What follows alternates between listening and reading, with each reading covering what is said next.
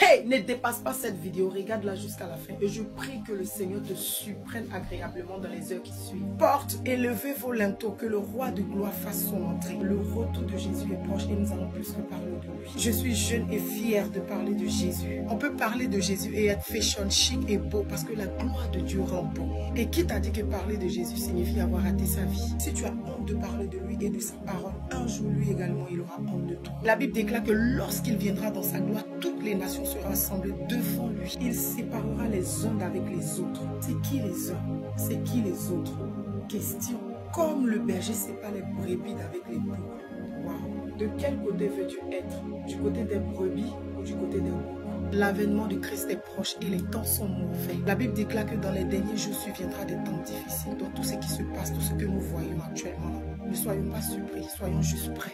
Ami, Jésus-Christ est vivant, il est réel.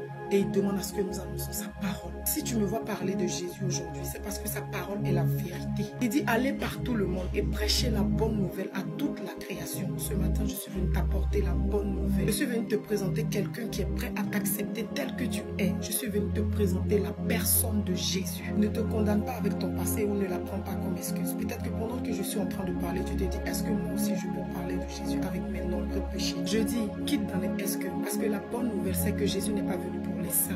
La Bible déclare que Jésus était à table lorsque beaucoup de gens de mauvaise vie vinrent se mettre à table avec lui. Les gens de quoi?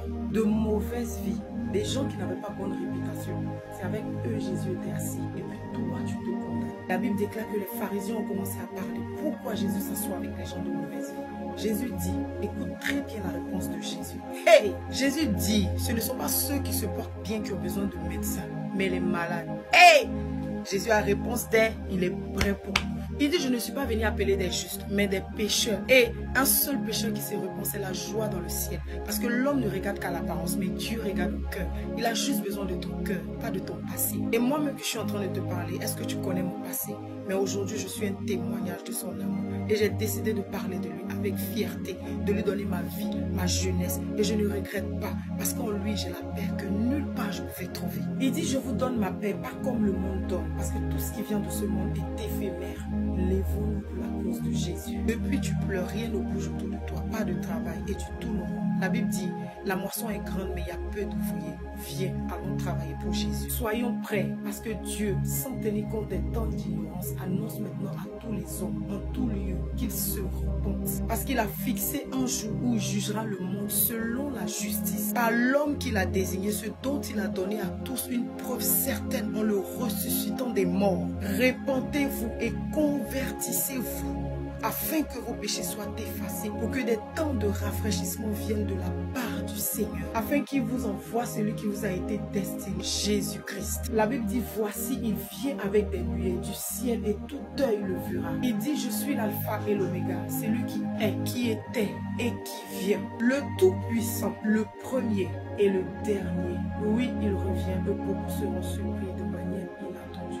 Au son de la trompette, alors ne sois pas distrait afin que tu puisses l'entendre. Ne doute pas de son amour et de son existence. Et sache une chose, nous sommes tous de passage dans ce monde. Il dit, je vais vous préparer une place. Je reviendrai et je vous prendrai avec moi. Alors aujourd'hui, si vous entendez ce message, si vous entendez la voix du Seigneur, endurcissez pas vos cœurs.